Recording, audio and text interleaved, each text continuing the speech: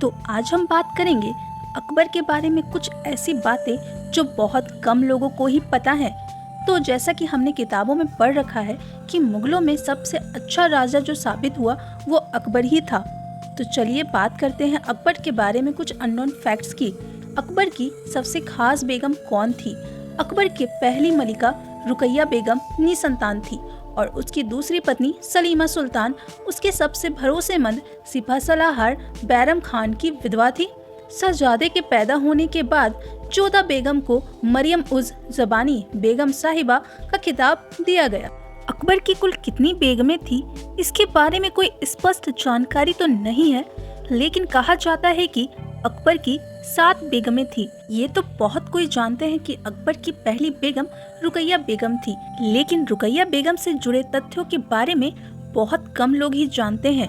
रुकैया सुल्तान एक मुगल राजकुमारी थी। इन्होंने अकबर से 9 साल की उम्र में मंगनी कर ली थी और 14 साल की उम्र में अकबर से निकाह कर लिया था। रुकैया बेगम मुगल साम्राज्य की सन 1557 से लेकर 1605 तक मलिका थी।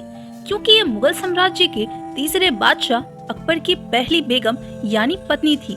हालांकि रुकैया बेगम अकबर की रिश्तेदार चचेरी बहन थी जिनसे अकबर से निकाह कर लिया था। रुकैया बेगम अकबर की बेहद खास और पसंदीदा बेगम थी। रुकैया बेगम अकबर को संतान नहीं दे पाई थी। अकबर ने कई सालों तक अपनी संतान होने का इंतजार किया, लेकिन ये संभव नहीं हो पाया था। हालांकि रुकैया सुल्तान अकबर से बहुत प्यार करती थी और रुकैया सुल्तान अकबर की भी सबसे पसंदीदा बेगम में से एक थी। हालांकि बादशाह ने अपनी संतान के लिए दूसरी शादी की। एक तरफ तो अकबर के बारे में ये भी कहा जाता है कि अकबर ने 1556 से 1605 ईस्वी तक राज किया।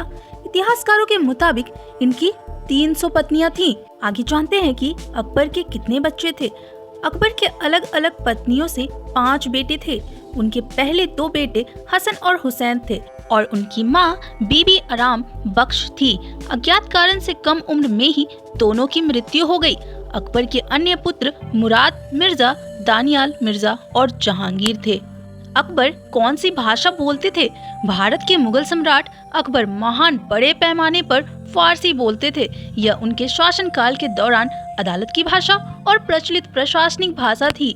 पढ़ते हैं आज के लास्ट क्वेश्चन पर। मुगल इतने क्रूर क्यों थे?